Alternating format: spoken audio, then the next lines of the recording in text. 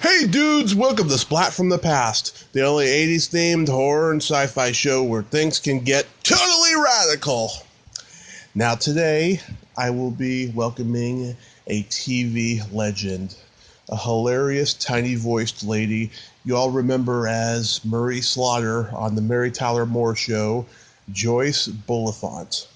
Joyce Bulifant is a legend going all the way back to the early 60s in many TV shows. She guest starred on shows like Gunsmoke, My Three Sons, The Virginian, McHale's Navy, and then she was on many short-lived sitcoms like Tom, Dick, and Mary, Love Thy Neighbor, Big John, Little John, Flo, and she's best remembered as Murray Slaughter's wife Marie on the Mary Tyler Moore Show. And she had a classic scene in the 1980 classic landmark comedy Airplane, ironically playing the mother of Jill Whelan, who played Captain Stubing's daughter on The Love Boat. And Joyce had played Captain Stubing's wife on the Mary Tyler Moore Show. I'm having her on the show today to talk about all that stuff. And I can't wait. I mean, she's a legend, you know. A legend of TV and sitcom comedy, and I can't wait. And I hope you all have a happy Mother's Day this weekend. Just, give your mother a call, send her a dozen roses or candy or something. Let your mother know that you love her. So yeah, here is my interview with... Hey, Joyce. Hi, Tommy. Can you believe I remembered? Yeah. I'm glad you did. I think the calendar has been so busy. Yeah. Oh, my God. Welcome to the show. This is such a great honor. Thank you for taking the time today. Well, you're very welcome. Thanks for inviting me. Oh, my pleasure. My pleasure. So, going back in time, did you gravitate toward acting early on in your childhood? I certainly did. My escapism was, of course, any movies as I got older. But I was in different foster homes and orphanages, and when I was very young. And I would make up shows and tell made-up stories to the children who were younger than I. And I was only about 7 or 8 at the time. And I think that's where it all started, the land of make-believe. Mm-hmm. Foster homes and orphanages, that must have had a huge impact on your life. I think it did, but not in a particularly negative way. Mm-hmm. You were born and raised in Virginia? I was not raised in Virginia. I was born in Virginia. And I think we may have left there when I was about 2. And then I lived all up and down the East Coast until 1962, when I moved to Hollywood. Oh, okay. So after high school, did you study acting in college? I didn't go to college. I went to the American Academy of Dramatic Arts in New York. I'm dyslexic, and school was so hard for me. And luckily, I went to a small school in Pennsylvania, a boarding school, and they had a lot of theater, and I did every school play I could, and then went on to the American Academy in New York City because I knew exactly what I wanted to do, and I thought, why go off and torture myself at college when I can go right to New York? And it's a good thing I did, because I went right from the academy into a Broadway play. Yeah. Was any of your classmates people who went on to become hugely successful? I think there was a fellow named Robert Redford. Although I had no idea who he was. Yeah. Oh, my God. So Robert Redford was in your class. Yes. Wow. It's funny you mentioned him because I was going to bring up next, you made your Broadway debut in Tall Story, which Robert Redford was also in. Yes, I think he played one of the basketball players. but I don't remember him then either. I sure know who he is now. Yeah. And also John Astin was in that play. That's right, he was. Yeah. Tom Poston also. Oh, Tom Poston was too. Oh, nice. Yeah, yeah. Wow, how was that experience? Well, it was great fun. I did a small role, and I understudied the lead, and they wanted me to do the lead, but the person who got it had done a soap opera, so she was more well known. I hadn't done anything at that time, and the terrible thing was we were doing out of town tryouts in Philadelphia, and we had not had any understudy rehearsals, and I had not completely learned the lines yet, which was very naughty of me. And all of a sudden, the stage manager came up. We were getting ready for the show, and he said, "Joyce, get in your other costume, get in the cheerleading costume because you have to go on." And I said, "What?" It's like, are you kidding me? And all of the people in my dressing room, they were all going, "Oh no, oh this is terrible, oh, here, don't worry, here, look at this book." I mean, every actor's nightmare, never having had a rehearsal, not knowing all the lines, and was about to go on. I tell you, if ever I was going to have a heart attack, it was then. And suddenly she showed up just the last minute and had not heard her alarm go off. She'd taken a nap. Oh, thank God. And boy, did I learn the lines then. Yeah. How many performances of that did you do? You know what? I can't remember. But I do remember I had to leave the play because James MacArthur, my husband, was going to England to do a movie. I think it was Kidnapped at that time. Mm-hmm. And I truly believe that you family comes first. And I must say that Family Comes First has played a little bit with my ever being a, quote, star person. Because every time I was just about to really make that next leap, I took off and went with the family. And which I'm very pleased. I mean, to me, that was the best thing I could have ever done. Mm-hmm. Yeah. That's very commendable, I have to say. Did you move to Los Angeles right after that? In 1962, yes. I think it was then that Jimmy decided, he was getting so much work as an actor in Hollywood that we moved there. And coincidentally, 3 days after we were there, and the first day we were there and spent the night, I opened the blinds of our apartment we had rented, and all of Los Angeles was on fire. All of Bel Air was that great big fire in 1962. And I said, "Oh, look, honey, the whole place is on fire."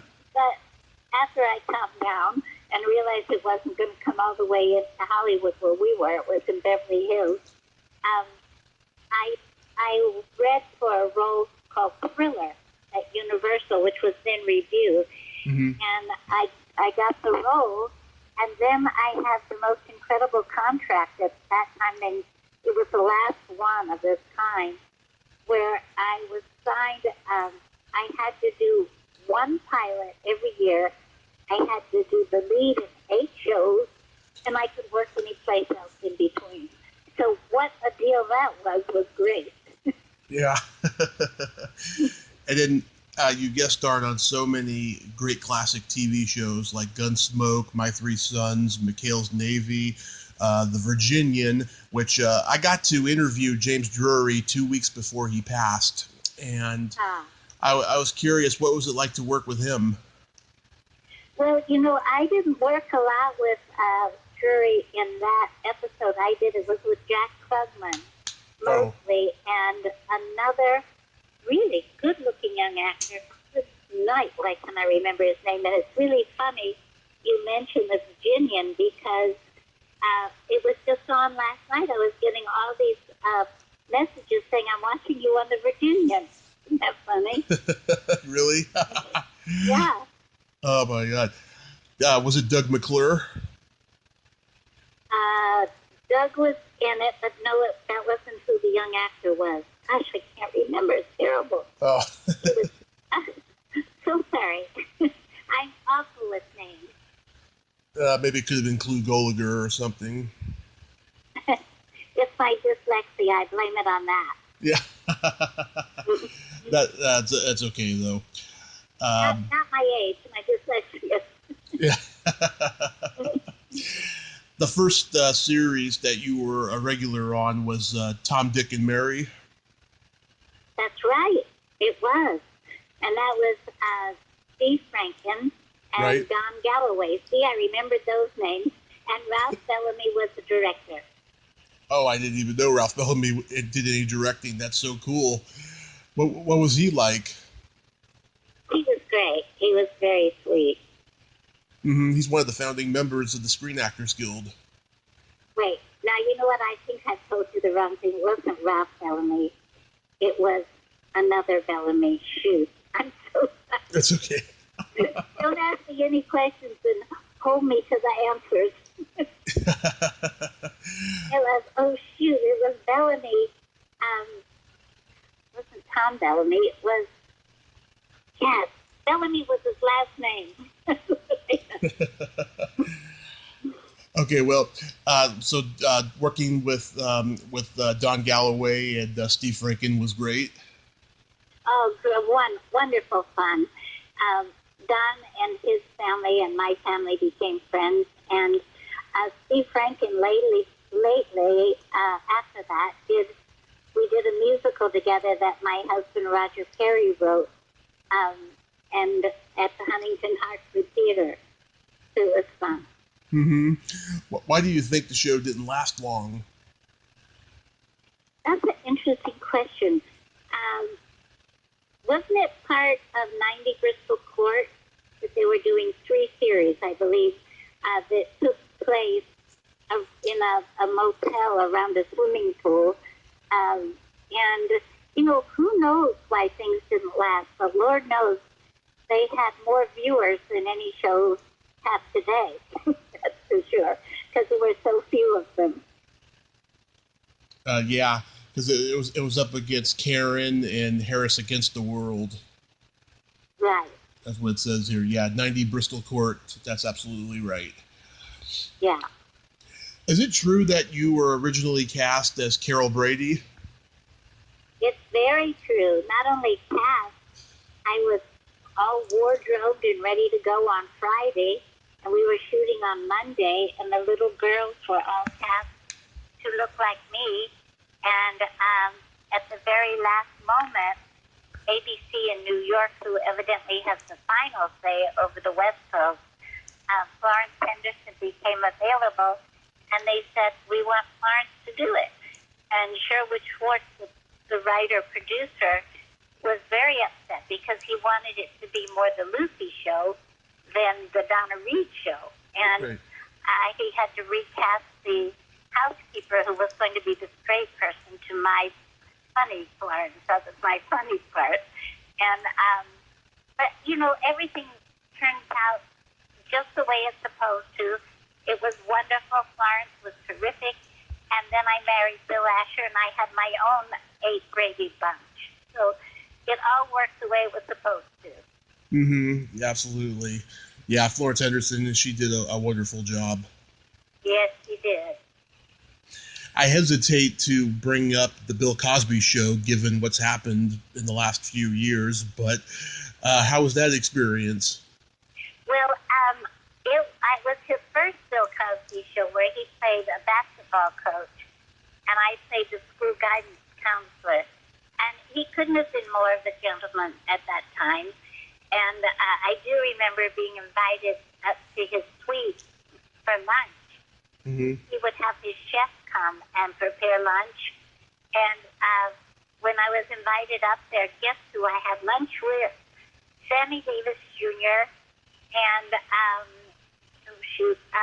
the composer Quincy Jones. Mm-hmm. There I was with Bill Cosby, Quincy Jones, and Sammy Davis Jr. And Bill called me the token wife. What a great lunch that was. Yeah. Oh, that's one you never forget. Wow, that's wonderful. Yeah, that's good. Yeah. At least someone had a good experience from that. I talked to somebody a few weeks ago who didn't have a good experience with Bill Cosby. And I've heard stories from other people too, and it's very, very sad indeed. It's very sad. Yeah, and he's one of the funniest and most talented guys ever. You know. Yeah. How did the Mary Tyler Moore Show come to you? Oh, that came actually from the Bill Cosby Show.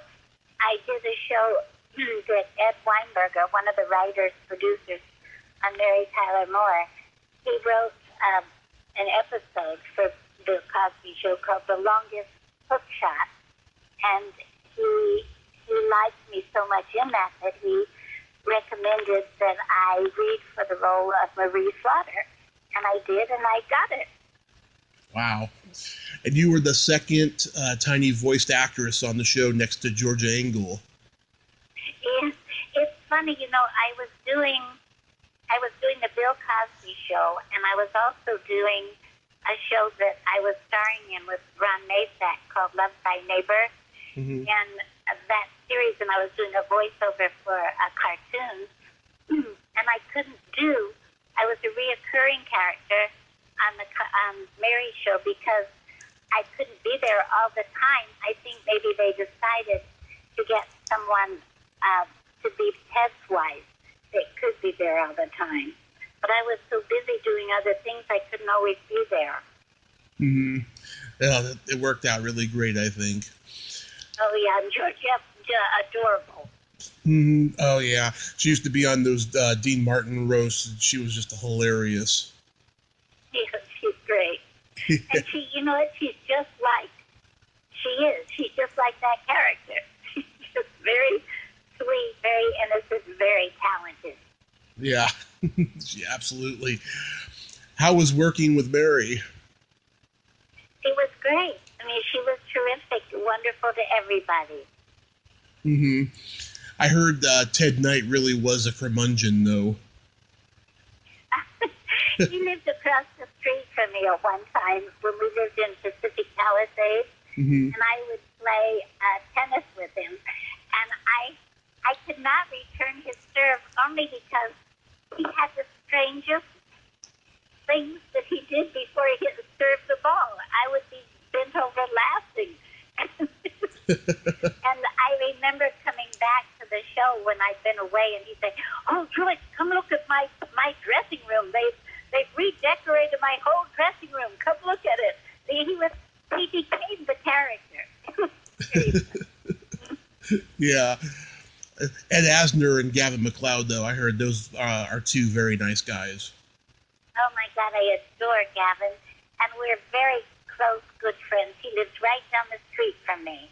Oh, that's wonderful. Yeah. Yeah. And Ed Asner, I mean, he's still out there working. Talk about a curmudgeon. he's a naughty fellow. Oh, yeah. Very naughty. Very naughty. Yeah. And he was wonderful. I once did a musical video, to explain to people in an entertaining way what dyslexia is, and he played Thomas Edison for me. Ed was always good about showing up for any charity event if he thought that it was worthwhile. He was really good about that. Mm-hmm. Yeah. Do you still get recognized for that show the most? For the Mary Tyler Moore Show? Yes, Yeah. And then he goes right into Airplane. Yeah. Funny. And then Match Game. I did a lot of game shows. And I remember I was doing Vanities, a play in Chicago, and it was a winter storm. And I was walking to the theater, and I had just gotten off the phone with my agent, and he said, I don't think you should do any more of those game shows. You're an actress, and you're getting known as a game show person, and you should stick with acting. That's what you do the best. And I said, okay. And I walked out into the snowstorm, and I bumped into a lady.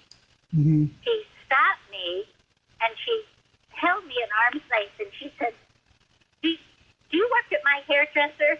And I said, no, I don't. And she said, at my grocery store? And I said, no, I'm sorry, I don't. She said, well, at the market? And I said, no. And she just kind of huffed and pushed me aside and walked on, and I thought, oh, I was too embarrassed to say, well, maybe you've seen me on television, you know. Because a lot of times if you say that, people think, I don't watch television. Yeah. Then you're embarrassed, right? So I didn't say anything. All of a sudden, he came running up behind me, turned me around, gave me a big hug, and she said, I know what it is you do for me. And I said, what? She said, you make me laugh. And I tell you, that was the best moment and the greatest compliment I ever had, because she watched Match Game, and it made her laugh. And so I didn't stop doing Match Game. Kept doing it. Did you ever do Celebrity Sweepstakes? I did not, no. Okay, because I interviewed the host Jim McCrell yesterday. Uh-huh. Yeah, and he had some great show business stories with people that he met on that show and stuff. Yeah. You also did Love Thy Neighbor and Big John, Little John. You were very busy in the 70s. I certainly was, and taking care of a lot of children, and the dyslexic children that I cared about. But I had, when I married Bill Asher, you have to read my book, My Four Hollywood Husbands, and it talks all about this period, and it's all about codependency and alcoholism, and it's a love story, and the golden age of Hollywood, of which I was right in the thick of, which was great. Mm-hmm. Yeah, I could see talking to you now, though, that you were just so personable and so easy to work with that that's how you worked so much in those days. Oh, well, that's very kind. Thank you. Of course, of course. So can you believe it's been 40 years since Airplane? No, don't tell me that. Is it really? Yeah. I can't believe it. I had friends the other night who wanted to show it, and some people hadn't seen it. So they said, would you come over and watch with us? And I said, sure. And so I put on a mink coat and my sunglasses, and I arrived. And they had a red carpet out, and they had popcorn, and they really enjoyed it. It was fun watching it with them. Yeah, it's just so hilarious with Jill Whelan and that IV in her arm. I know. And I had heard, too, that Helen Reddy had turned down to play the nun she played in Airport Again because she didn't want to satirize it in that scene. Oh, that's funny. Maybe so. Yeah. Funny, I was supposed to do the Love Boat when I was doing a television show called Flow, the series. Right. And I couldn't do it, and Helen Reddy played the part I was going to, and I thought, wow, that's pretty good. Yeah, it's so ironic how, you go from playing the wife of Gavin MacLeod on the Mary Tyler Moore Show to playing the mother of Gavin MacLeod's daughter on The Love Boat. It's very incestuous, isn't it? Yeah, incestuous. It's very funny. Yeah, that scene is just classic, though. But how was working on Flow? It wasn't a very good experience for me. Yeah. I loved the cast. I really did, but it was difficult. I mean, I actually asked to leave because I had been asked to be written, not to be written for, and I really don't want to go into it, but it was the worst experience I ever had. I'm so sorry. It really was. But Polly Holiday, she was great. Yeah. I will leave it at that. Yeah. That's sad, though. You worked with your son John Asher on Weird Science. How was that? That's great. He's such a good actor and a writer and director. He's with me now through this whole deal. He came in from Los Angeles, and he didn't trust me to do all the things I'm supposed to do, like wash all the vegetables, do all the things. I mean, he really looks after me. And I'm glad that at one point of his life, I sent him to culinary school, because I think every person who's in the arts needs to have something they can fall back on. And I'm glad I did, because he's a great chef. He loves cooking. So I'm just sitting here getting fat with the mask on.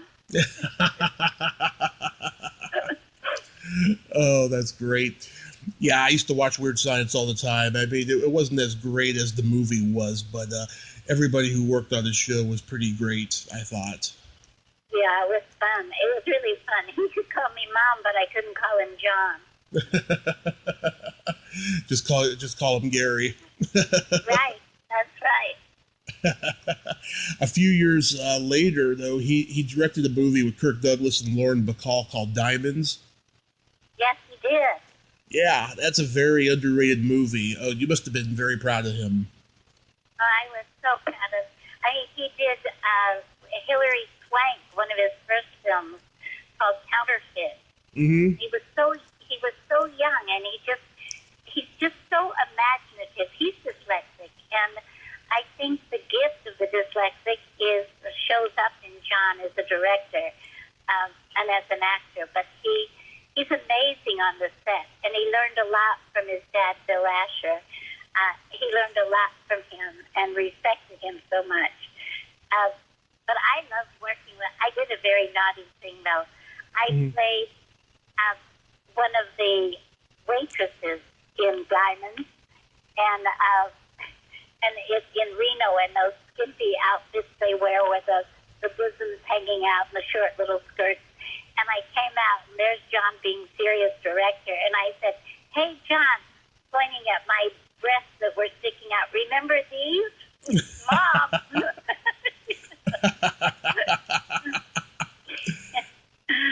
Oh, that's brilliant. Yeah, that's brilliant.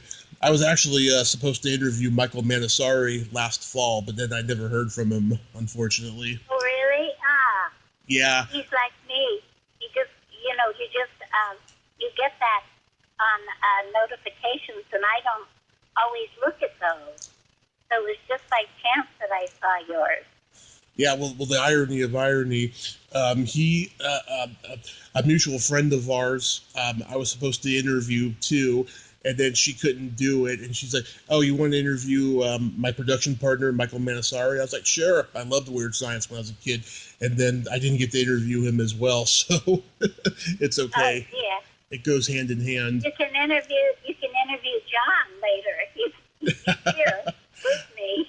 I wish my schedule wasn't so full right now. Well, I'm glad it is. That's good. But Michael's in Istanbul right now. John was FaceTiming with him. Oh, yeah? Yeah. Oh, that's so cool, though. That's good that they still talk. You know, a lot of people who are like, paired up on a show, don't talk. That's good that they still talk. Oh, yeah. He's friends with everybody, John. Mm-hmm. That's good. That's good. So, yeah, so your book is called My Four Hollywood Husbands, and... Yes, you can get it on Amazon. And right now, John is directing the audio of it, which will be fun. Oh, nice. I hope you're reading it in the audio. I am reading it, yes. Yeah, it must be a lot of work. It is. It's fun, but it just kind of comes rolling out. you know. Yeah. You have to do all these different takes, and sometimes you just stumble over your words. And I stumble over my words, but we don't do many different takes. I think I just stumble over the words because I don't know why. And I'll say, why did I do that? You know, just it's different. It's that you. I want to keep it fresh, so I don't want to go reread it before I record it. hmm I was curious though. I mean, eventually I will either read the book or listen to it. But I was curious. Did all four of your husbands have alcoholism? Yes, they did. Wow, God, you are a strong woman. A strong woman. No, I had a lot to learn. I'm very codependent, and I fed into their disease of alcoholism. So in the book, it deals with what I had to go through to learn also. Wow, I've been sober for 5 years now because I had Oh, that's wonderful. a car accident 5 years ago, and I spent 30 days in a coma. Oh gosh. Well, I'm really proud of you that you you follow the program. I have been to AA meetings and stuff, but my liver is damaged, and my doctor, told me that if I drink again, my liver would bleed and I would die. So that's enough willpower I have, not to drink. Well, it is, Tommy, but also going to those meetings, there's such a thing as a dry alcoholic, Right. And it's awfully good to be reminded sometimes. Oh yeah. Take it from one who knows. Oh yeah, absolutely. Miss Allen on here, right? Absolutely, and alcoholism runs in my family, and my brother and my mother are struggling with it pretty badly right now, but they're getting better. Oh, good. I'm so glad. It's such a disease, and yes, it is inherited. And I had such a big ego that I thought, well, somebody who drank was sad and they didn't feel loved, and if I love them, they'll be fine. Which has nothing to do with it. But and that's what got me into trouble. I had a lot of learning to do and a lot of healing of myself. So I'm very proud of you. I think you would enjoy the book from that aspect. Oh, thank you. Yes, I will definitely check it out. And, I know that I'm going to like it. And once I do, I'll recommend it to many other people. Well, thank you. Thank you. Especially only because, the feedback I get is thank you. It's really helped me, not only with marital relationships, but with friends. Absolutely. Especially I would, recommend it to other people I know who are struggling with drinking, Right. And the people who are their friends or our partners. Absolutely. Yeah. Well, I'm really proud of you, Tommy. Keep it up. Oh. You have to. You have to. Oh, thank you so much. Yes, I have to. Yeah. So there's this game that I like to engage my guests in, Joyce. It's a silly game of slumber party questions, and how this works is I ask you the question, you answer it, and then you ask me the exact same question, and I answer it.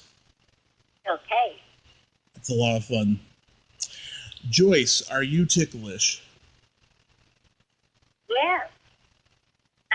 You ticklish? Yes, I'm baby ticklish. That's funny. What is your favorite part of the body?